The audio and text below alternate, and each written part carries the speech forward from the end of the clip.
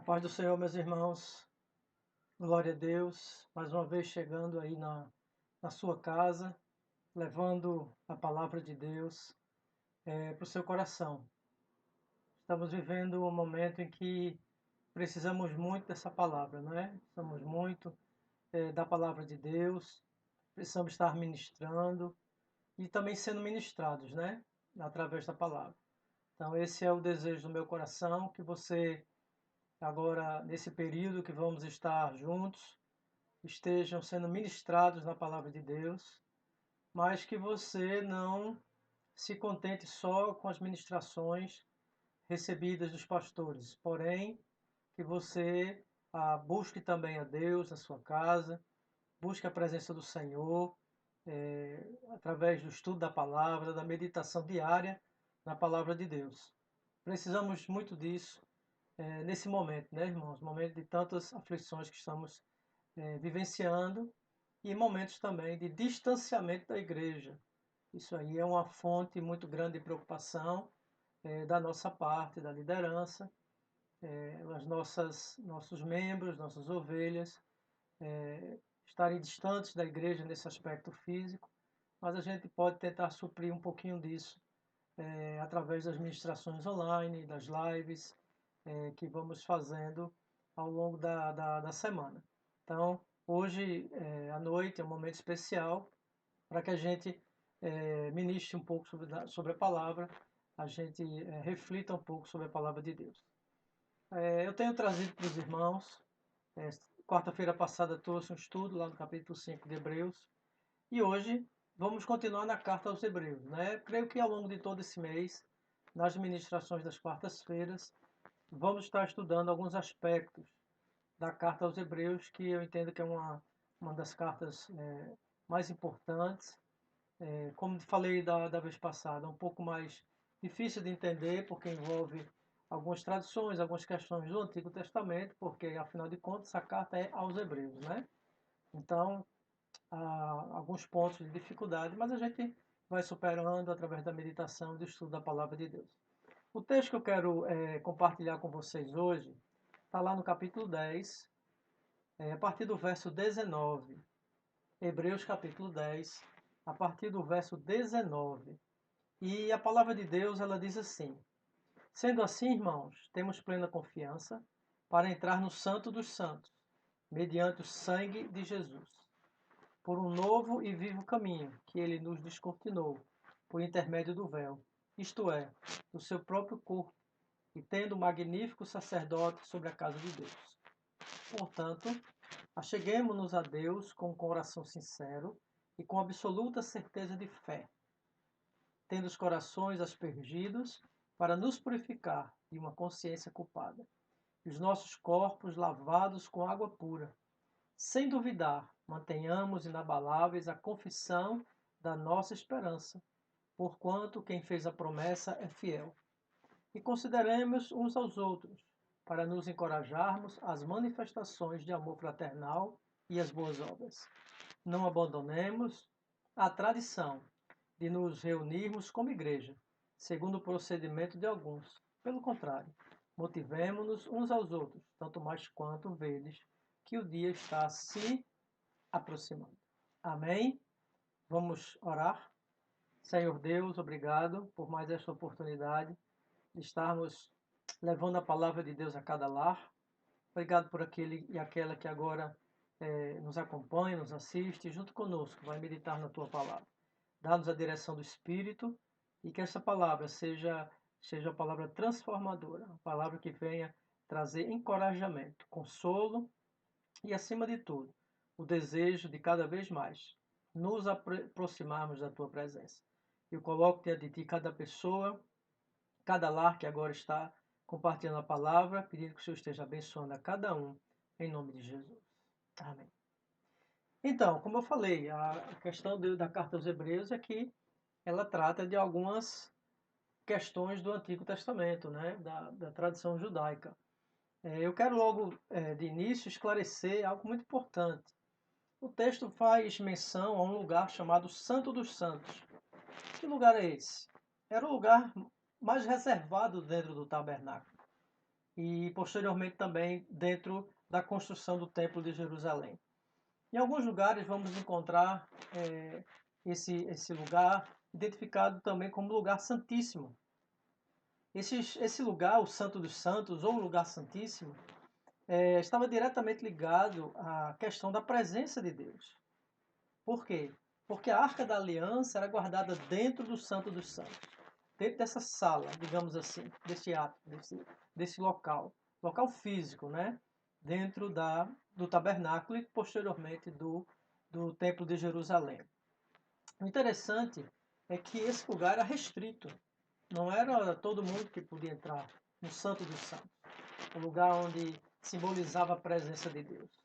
Esse lugar, o acesso, era reservado apenas aos sacerdotes.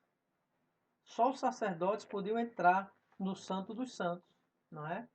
Então, era um lugar bem restrito, apenas para aqueles que exerciam o sacerdócio em Israel. Existe um outro lugar que esse texto nosso não menciona, mas eu quero apenas a título de ensino, de informação, chamado o Santo Lugar. O que era o Santo Lugar? O Santo Lugar era uma sala anterior ao Santo dos Santos. Era um espaço físico anterior ao Santo dos Santos. Para você entrar no Santo dos Santos, para o sacerdote entrar no Santo dos Santos, ele teria que passar pelo Santo Lugar. E o que era o Santo Lugar? Era exatamente o lugar onde os sacerdotes exerciam o seu ofício sacerdotal, exerciam suas funções sacerdotais. E para isso existia uma escala, não é? Para que os sacerdotes todos pudessem oficiar no templo ou no tabernáculo, né? Então, essa parte do tabernáculo era dividida em dois lugares. O santo lugar e o santo dos santos. O santo lugar, uma sala, o santo dos santos, uma outra sala, onde nessa sala, no santo dos santos, só o sacerdote poderia ingressar.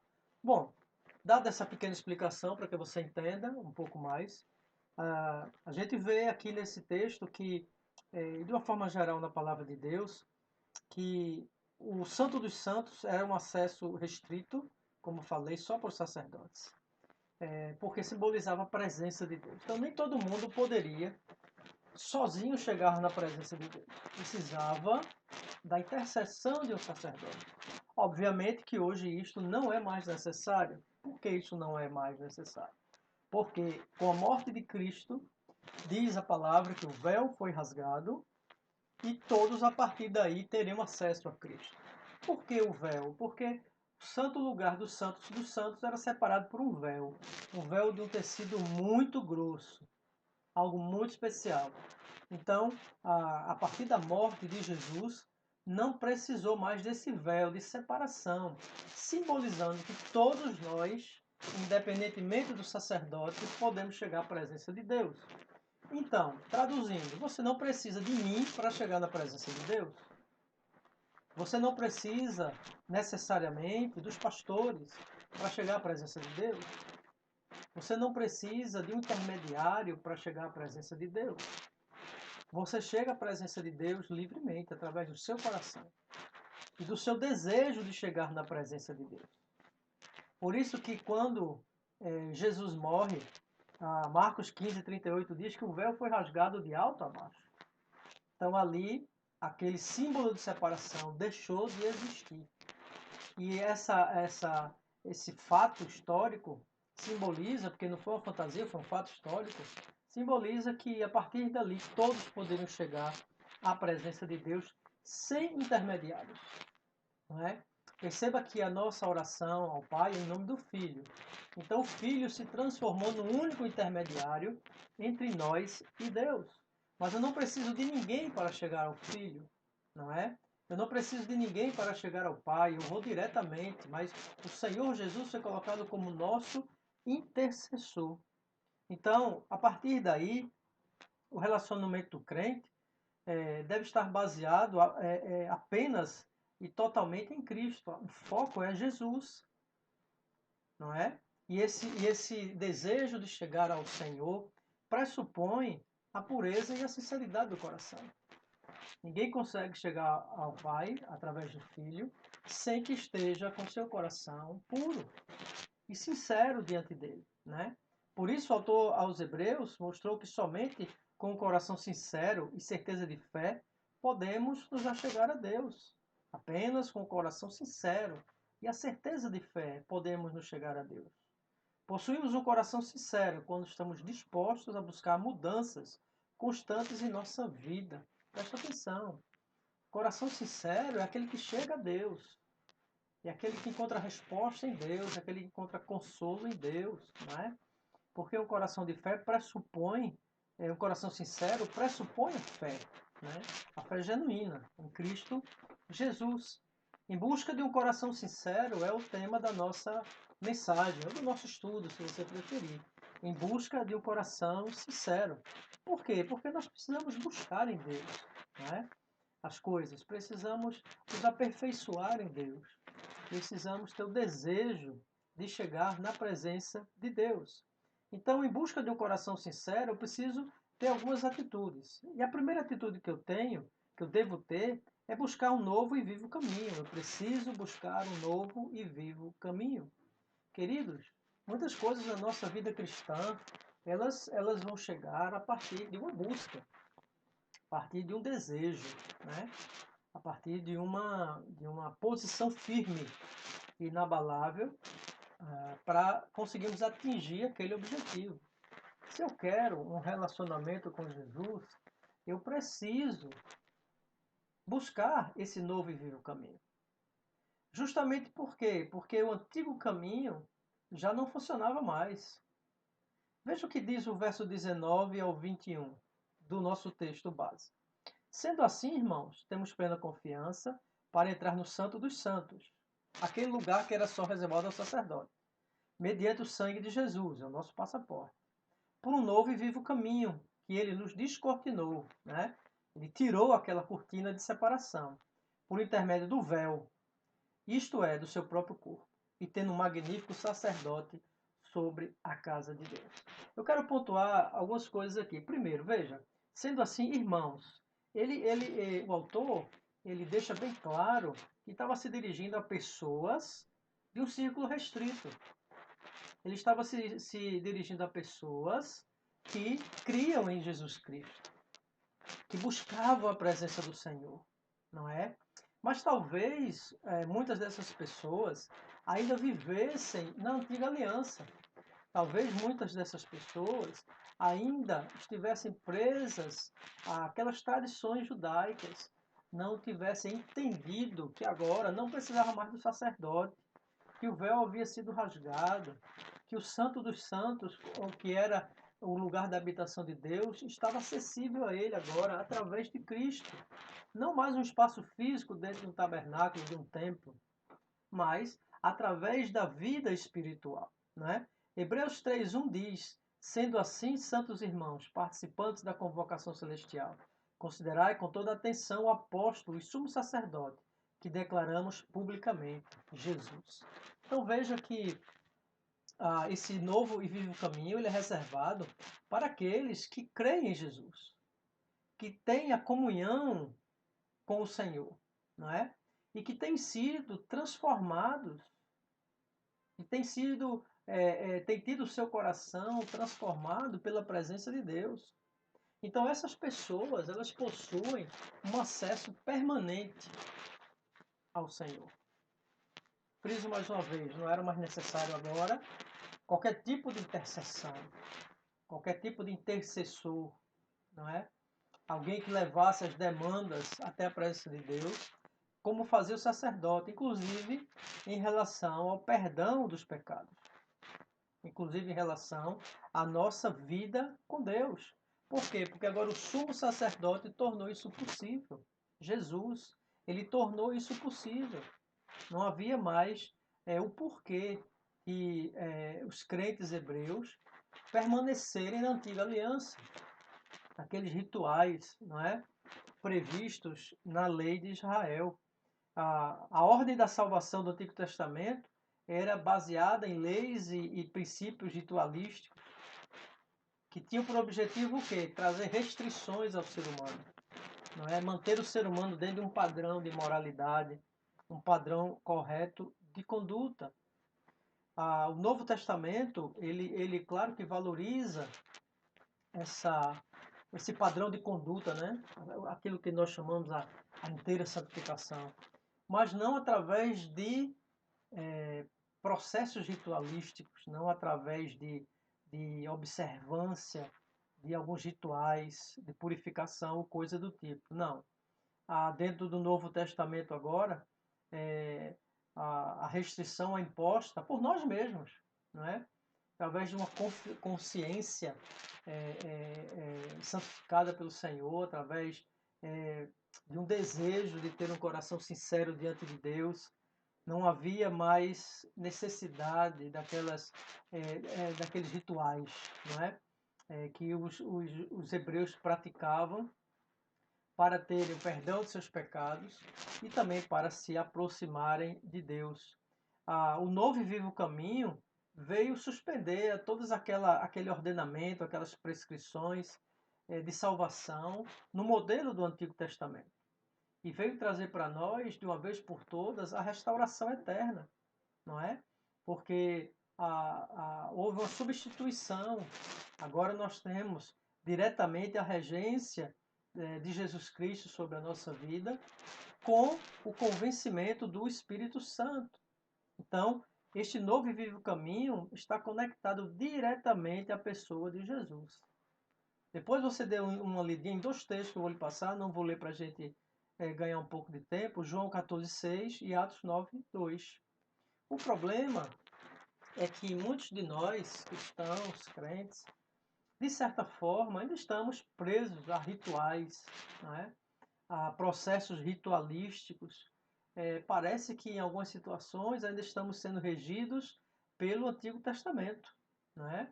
Pela dureza do Antigo Testamento, pelas restrições do Antigo Testamento, e não vivemos ainda a graça e o amor de Jesus.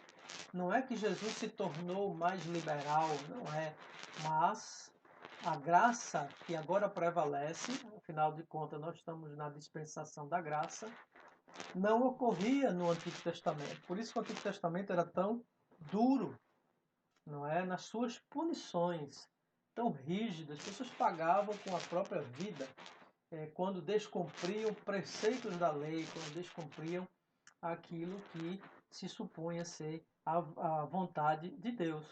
Então, hoje em dia, muitos cristãos ainda vivem um pouco a lei do Antigo Testamento. E você pode perguntar, pastor, então o Antigo Testamento nada vale para nós? Não, muito pelo contrário. Agora você tem que ter a compreensão do momento, do contexto histórico, contexto religioso, social da época. São uma série de questões. Por isso que eu sempre digo, pregar em cima do Antigo Testamento requer um pouco mais de cuidado, um pouco mais de pesquisa, um pouco mais de estudo, de preparação, de oração, porque há realmente certas coisas que não se aplicam mais. Não é? Então, a dureza da lei é uma das coisas que não se aplica mais. Hoje estamos vivendo debaixo da graça, da liberdade do Senhor, mas não vamos, como Paulo diz, usar dessa liberdade para viver em pecado, para viver em coisas erradas. Não é por aí. Mas o autor deixa bem claro aqui que eu preciso buscar esse novo e vivo caminho se eu desejo um coração sincero. Eu não posso viver atrelado às coisas do Antigo Testamento. Não posso viver atrelado às tradições do Antigo Testamento. Quando ele se refere à casa de Deus, aí no nosso texto, magnífico sacerdote sobre a casa de Deus, e eu entendo a casa de Deus aí como expressão da igreja hoje, né? Mas não só da igreja hoje, mas de todo mundo celestial, né? Tudo aquilo que envolve a nossa vida. E isso fica bem claro, né, para nós, servos de Deus, principalmente nesse tempo onde estamos um pouco longe da casa de Deus, a igreja, né, a gente sabe o quanto a igreja é importante nesse nosso caminhar, né, em busca de um coração sincero diante de Deus, em busca de uma relação mais próxima com Deus. Mas há uma segunda coisa que eu preciso fazer aqui, quando eu estou buscando um coração sincero. Então, em busca de um coração sincero, a segunda coisa que eu preciso é me aproximar de Jesus com um coração sincero. Né? Mas, pastor, todos não se aproximam de Cristo com um coração sincero? Não, nem todas as vezes nós nos aproximamos de Cristo com um coração sincero. Né? E eu espero que você possa, através do estudo de hoje, entender. Vamos primeiro ler o texto, versos 22 e 23. Portanto, acheguemo-nos a Deus, verso 22, com um coração sincero e com absoluta certeza de fé, tendo os corações aspergidos para nos purificar de uma consciência culpada, dos nossos corpos lavados com água pura. Em primeiro lugar, eu quero destacar a expressão acheguemo-nos. Talvez a sua tradução disse aproximemo-nos, não é? É um pouco diferente. O que é que significa isso?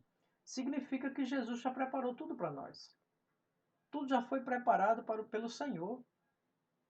Ele contempla toda a nossa vida, ele contempla toda a nossa história. Então, o que é que eu preciso para me apropriar do plano que Deus tem para mim?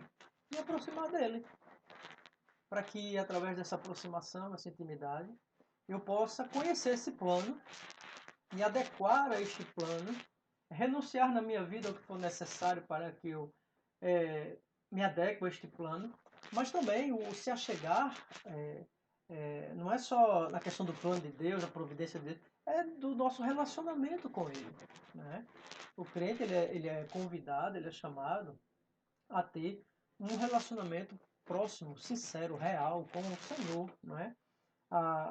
Coração sincero, com absoluta certeza de fé, significa a entrega do coração inteiramente a Deus. Inteiramente a Deus. Então eu preciso me entregar ao Senhor sem reservas. É fácil? Não, não é fácil. Não é? Se fosse fácil, todo mundo conseguia num piscar de olhos. Não é fácil. Mas é possível, a depender do meu desejo de ter um coração sincero. A depender do meu desejo de buscá-lo, não é? De me aproximar dele, mas me aproximar com o coração sincero diante dele. Porque ele sabe tudo. Há um texto em 2 Crônicas 16:9, 2 Crônicas 16:9, que diz assim: afinal, quanto ao Senhor, seus olhos contemplam toda a terra para revelar-se. Ora, então eu preciso me aproximar desse Deus que contempla toda a terra, preciso me aproximar desse Deus com um coração sincero, um coração onde existe o desejo de que o Senhor comande, porque às vezes a gente se aproxima de Deus para os benefícios, né? A graça, da misericórdia, da salvação, do amor, por aí vai. Porém, não permitimos que o Senhor verdadeiramente transforme o nosso coração. Que o Senhor verdadeiramente mude o nosso caráter, mude a nossa maneira de pensar, a maneira de agir, de reagir, mude os nossos conceitos. Então, se eu me aproximo de Deus para os benefícios, mas não permito que Ele me transforme, eu não estou com o coração sincero diante dele. A gente tem que ser verdadeiro, irmãos. O coração sincero diante de Deus é aquele que se aproxima dele com fé. Por isso que o texto diz: um coração sincero com absoluta certeza de fé. Ou seja, um coração que raciocine mais ou menos dessa forma. Eu tenho a minha vida, tenho meus planos, tenho meus desejos, tenho minhas coisas. Sou desse jeito, sou daquele jeito. Mas eu quero me aproximar de Cristo para que Ele me transforme naquilo que Ele precisa me transformar. Para que Ele redirecione a minha vida. Não é? Porque se eu me aproximo de Cristo apenas pelos benefícios e me recuso a renunciar, me recuso a permitir que Ele me transforme, não reconheço aonde Ele precisa trabalhar na minha vida, e se reconheço, não permito, faço aquela reserva que eu chamo reserva de mercado. Olha, Senhor, até aqui pode, mas daqui para frente não pode, porque aquilo já é mais pesado para mim, aquilo já é mais difícil, é mais difícil renunciar a isso, é mais difícil pedir perdão ali e aquilo, é mais difícil abrir mão disso aqui na área financeira, na área profissional. Isso aqui é difícil. E quando a gente reconhece, né? Então, assim, é preciso que a gente se aproxime de Deus com o coração sincero, dizendo: Senhor, tenha misericórdia de mim, aquilo que no meu coração não está do teu agrado, que o Senhor me mostre, aquilo que eu não sei, né? O que eu já sei, não preciso perguntar. Aquilo que eu não percebi que não é do teu agrado, eu estou fazendo sem perceber que meu coração não está sincero, Senhor, me ajuda. Né? Me dá discernimento, me dá força para que eu possa mudar. Por isso o elemento fé. O elemento fé vai se unir ao nosso desejo, porque apenas o nosso desejo talvez não fosse capaz de trazer todo esse resultado. Mas o nosso desejo, aliado à nossa fé, no sentido que a gente sabe que Deus pode fazer e que o que Deus faz é melhor, o melhor dele para mim, não é? Então, esses dois elementos unidos vão trazer um bom resultado para a nossa vida, não é?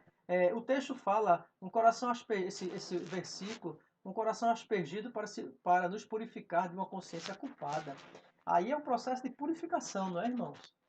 Veja, é um processo de fé, de buscar um coração sincero, mas é preciso também, não depende tudo só da minha ação, né?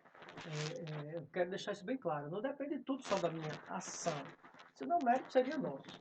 É claro que tem que ter a nossa disposição.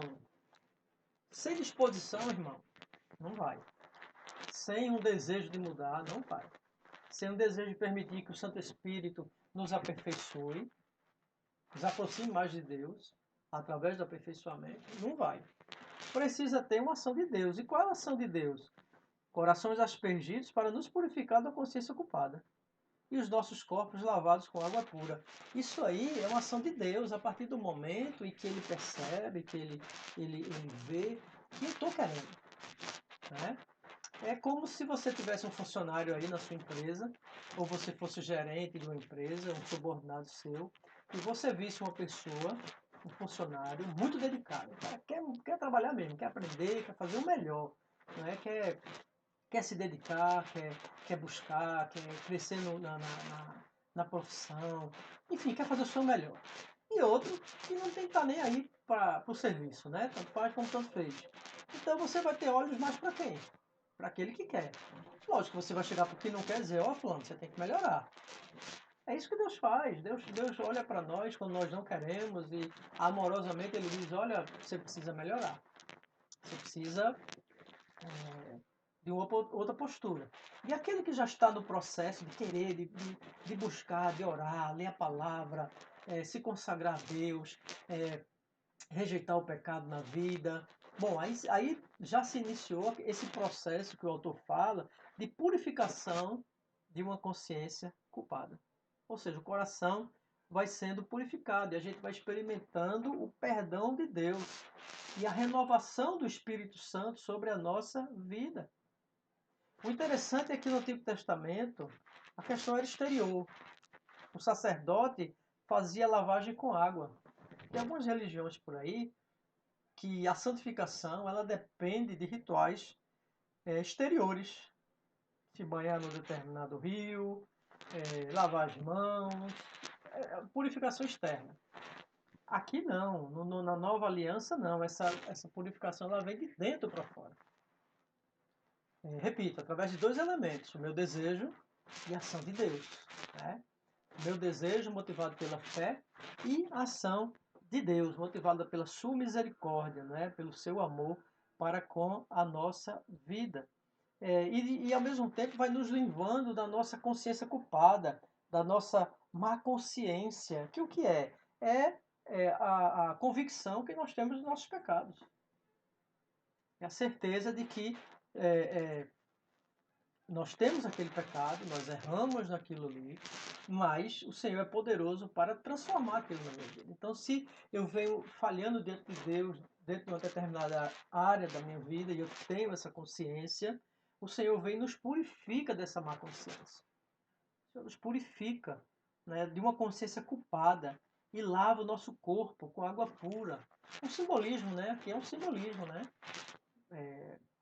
Uma dos simbolismos pelos quais os autores identificam o Espírito Santo é a água. A água purifica, né? A água tem esse poder de nos purificar exteriormente falando, não é?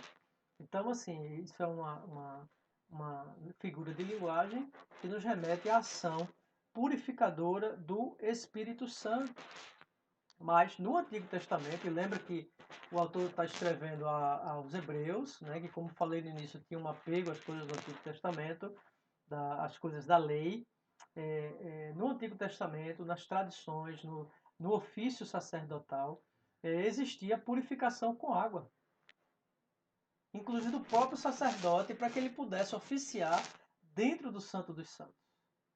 Se o sacerdote entrasse no Santo dos Santos em pecado, não passasse pela purificação anterior, ele morria lá dentro. Então, contam os historiadores e a tradição do Antigo Testamento também, que os sacerdotes entravam dentro do Santo dos Santos com cintos repletos de sinetes. Para que isso? Para que, na medida que ele se movimentasse lá dentro, as pessoas lá de fora soubessem que ele estava vivo. No momento que parou os sinos de tocar, porque você andando, um cinto cheio de sinete vai fazer barulho. No momento que aquilo parava, era sinal de que o sacerdote tinha morrido lá dentro. Significa que ele entrou no Santo dos Santos impuro, não passou pela lavagem da purificação, que era o ritual previsto na lei de Israel para que se pudesse chegar na presença de Deus. Então eu pergunto hoje, se nós estivéssemos no Antigo Testamento, poderíamos chegar diante de Deus? Poderíamos entrar no Santo dos Santos? Como estaria o meu coração, o seu coração? Estaria puro, lavado, remido pelo sangue do Cordeiro? Ou o nosso coração ainda está atrapalhado com muitas coisas? O nosso coração ainda não é um coração sincero diante de Deus? Se imagine você entrando no Santo dos Santos, que nada mais é do que a presença de Deus, não é? Quantas vezes vamos diante de Deus e ali coração pesaroso, coração cheio de problemas, até em algumas circunstâncias envolvidas em pecado, que o Senhor amorosamente nos acolhe, amorosamente nos disciplina, amorosamente nos ensina, amorosamente perdoa os nossos pecados quando existe o arrependimento sincero do nosso coração, e nós vamos passo a passo passando por essa purificação. Mas em terceiro lugar, a terceira coisa que eu preciso fazer é que eu preciso manter viva a esperança no Senhor Jesus Cristo. Claro, a esperança move o ser humano. Uma das maiores dificuldades do ser humano é quando ele perde a esperança. Nas pessoas, em Deus, na família, no mundo em si mesmo. No mundo, eu digo assim, no dia a dia. Quando perde a esperança. Então, a falta de esperança abate a alma do ser humano. A falta de esperança mortifica a vida do ser humano, a alma do ser humano. Então, essa esperança muitas vezes é colocada em coisas erradas. Você tem esperança muito que aquela situação desse certo e a situação não deu certo, e você aí se abate. Você tinha muita esperança num negócio que você está empreendendo e aquele deu errado. Você tinha esperança de crescer profissionalmente, isso não aconteceu. Você tinha esperança em determinada pessoa e não se concretizou. Enfim, você tem esperança em tantas coisas terrenas e ela não aconteceu, as coisas não aconteceram. Então, essa esperança abate. Mas a ordem que a Bíblia nos dá é que a nossa esperança não esteja nas coisas terrenas, mas que a nossa esperança esteja nas coisas celestiais. Por isso que o verso 23 diz assim, sem dúvida, 23 em diante, sem duvidar, mantenhamos inabaláveis a confissão da nossa esperança, porquanto quem fez a promessa é fiel. Ora, está bem claro aqui, apesar que até ele não mencionou o nome de Cristo, mas o que ele está dizendo é, se a nossa esperança estiver em Cristo, seremos inabaláveis. Podem todas as nossas tentativas falharem, todos os nossos planos, projetos irem por água abaixo, podem as coisas não funcionarem como a gente deseja, podem as pessoas não funcionar conosco como a gente desejaria, mas a esperança está em Cristo, aquele que fez a promessa, porque ele é fiel, não é? Então o autor aqui ele é muito feliz porque ele está exaltando Cristo para os hebreus. Ainda havia muita confusão no coração daqueles hebreus em relação ao Messias, né? Mesmo os hebreus cristãos, não era fácil para eles, era tudo assim muito, muito novo. Mas ele diz, sem duvidar, mantenhamos inabaláveis a confissão da nossa esperança. Então, não adianta só começar, é preciso ir até o fim na caminhada. Mantenhamos inabaláveis. Caminhemos na esperança de Cristo. Por pior que a situação esteja, na sua vida, ao seu redor, mantenha firme a esperança em Jesus, porque Ele não falha.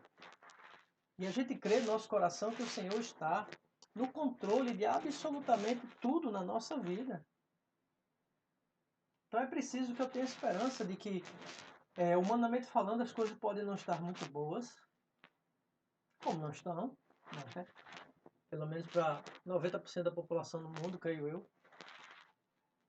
Porém, o nosso olhar não pode ser só humano, tem que transcender a isso. Temos que olhar para Jesus, autor e consumador da nossa fé. Temos que ter certeza que Ele tem um plano para a nossa vida, que Ele está cuidando de nós em todo momento. A quebra da esperança se torna algo fatal para a nossa fé. Depois de uma olhadinha lá em Hebreus, capítulo 3, verso 6. Se eu perco a esperança em Cristo, se eu acho que eu passo a pensar que Cristo nada pode fazer por mim, que as circunstâncias da vida são mais poderosas do que o Senhor, é sinal de que a minha fé está profundamente enferma. É sinal de que a minha fé precisa de um renovo urgente da parte de Deus. Não é? 1 João 3,3 diz assim: e todo que tem nele essa plena confiança purifica a si mesmo, assim como ele é puro. A fé é força motora. E Cristo é a razão de mantermos nossa esperança viva. Porque eu não vou confiar em carros e em cavalos. Eu não vou confiar em riquezas. Eu não vou confiar em governos. Não vou confiar nessas coisas. Eu vou confiar em Cristo. Não é? Eu preciso confiar no Senhor para que a minha fé, minha esperança permaneça forte, permaneça capaz de mover a minha vida. Porque se não temos uma fé capaz de mover a nossa vida, precisamos urgentemente da presença de Deus a nos ajudar a restaurar a nossa fé. É bem claro que, como eu falei, essa caminhada não é uma caminhada solitária. Nós estamos com Deus. Porém, além do Senhor, que é a nossa esperança maior, nós precisamos um dos outros. Por isso que na continuação do texto, do verso 23 em diante, ele diz: e consideremo-nos uns aos outros para nos encorajarmos às manifestações de amor fraternal e às boas obras. O que significa, irmãos? Significa que eu não posso caminhar sem o outro. Eu não posso caminhar sem você. Você não pode caminhar sozinho ou sozinha. Você precisa de outras pessoas. Nós precisamos estar juntos. Temos que ter responsabilidades perante os nossos irmãos, de acolhimento, de amor, de um relacionamento gracioso, de amparo. Precisamos nos amparar, nos aconselhar, nos compreender, nos amar, acolher e cuidar daquele que está ferido. Nunca matar a fé daquela pessoa.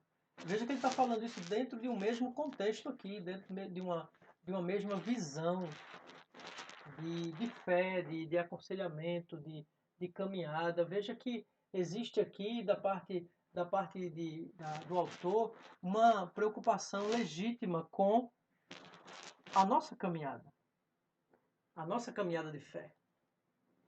E é claro que colocando a minha esperança em Cristo, primeira coisa, eu não posso caminhar sozinho. Não é? Essa é a essência da igreja. É caminharmos juntos. 1 Coríntios 12, verso 25 e 26, Paulo fala algo interessante. A fim de que não haja divisão no corpo, mas sim que todos os membros tenham igual dedicação uns pelos outros. desse modo: quando um membro sofre, todos os demais sofrem com ele. Quando um membro é honrado, todos os outros se regozijam com ele. Então, é essa unidade que nós temos que buscar, essa parceria entre nós, para que a nossa fé não esmoreça, para que a gente possa cada vez mais estar apegado a Jesus Cristo. E ele fecha dizendo que nós não podemos abandonar a tradição de nos reunirmos como igreja. Veja, interessante nesse momento, né, onde a gente pode estar reunido. E o autor mostra aqui, olha, é importantíssimo que vocês estejam reunidos como igreja, né?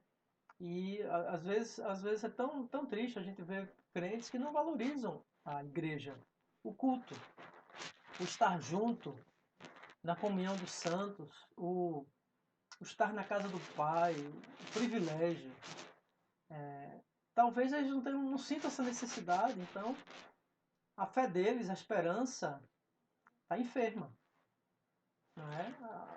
Alguma coisa está errada no coração, porque não é normal que um crente não deseje estar na casa do Pai.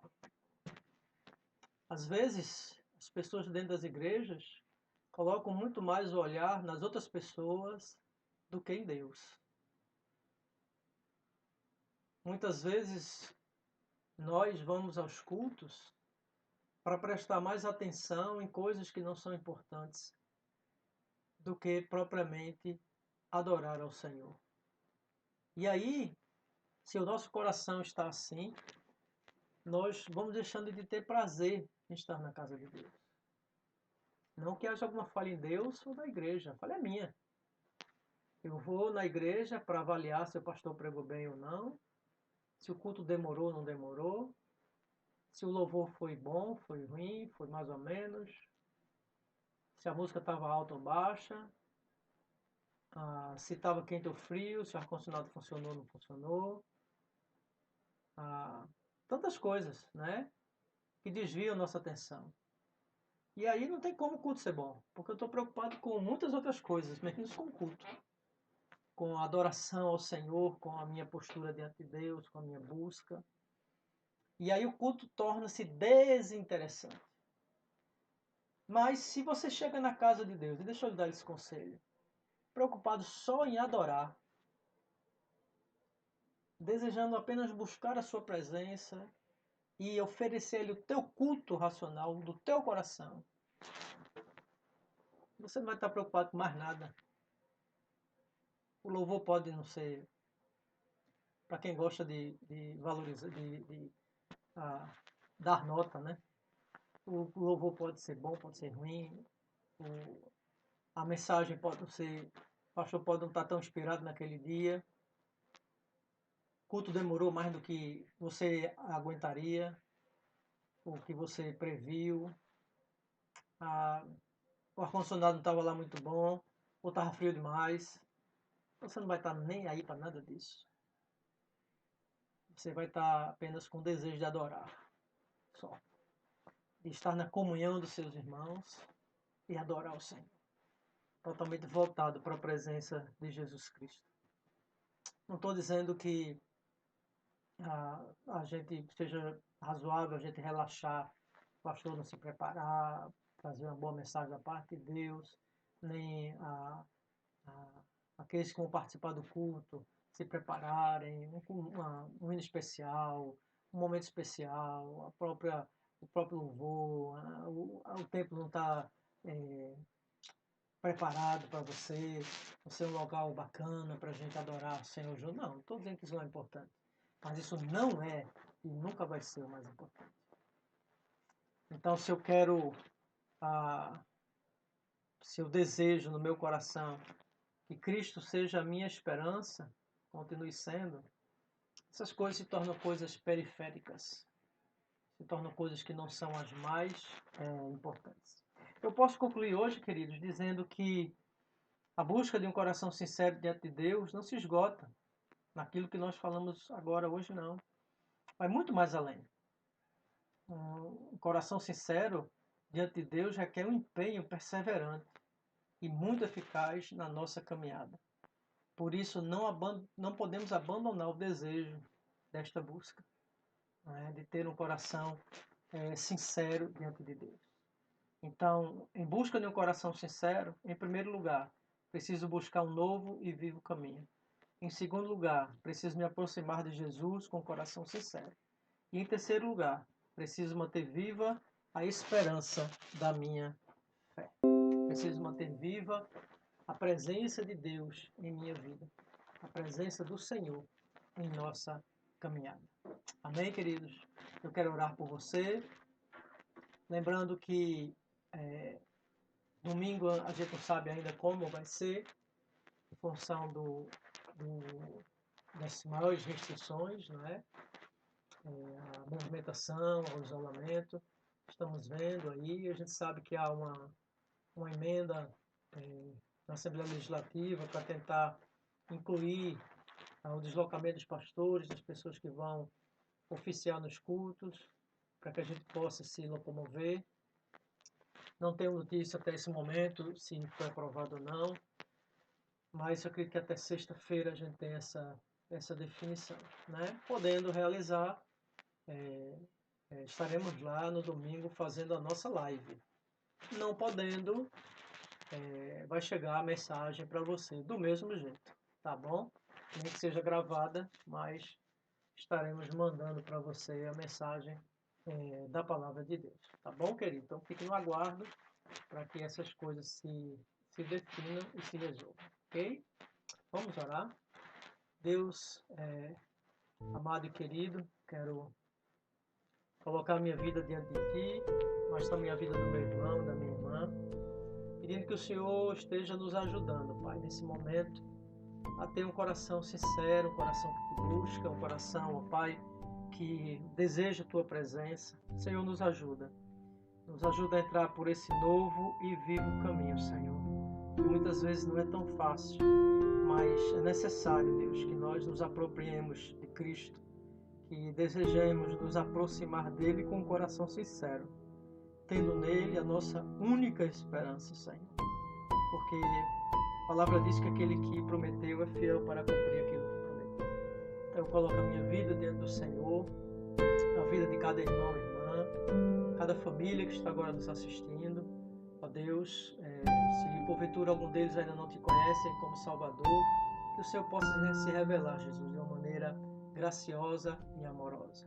Cuida de nós nesse tempo tão difícil que estamos vivendo. E, ó Deus, que nós possamos, como igreja, continuar nos reunindo, como igreja, ministrando a Tua palavra e levando o alimento puro para cada família, o alimento que cada um de nós necessita. Eu quero abençoar a cada um que hoje à noite parou um pouco para refletir na Tua palavra, que esta palavra não se perca nos seus corações, mas pelo contrário, que estejam orando e buscando a Tua presença. Assim, ó Pai, oramos em nome de Jesus. Deus abençoe, queridos. Fique na paz de Deus, que o Senhor esteja direcionando, consolando e dando discernimento ao teu coração. Deus abençoe em nome de Jesus.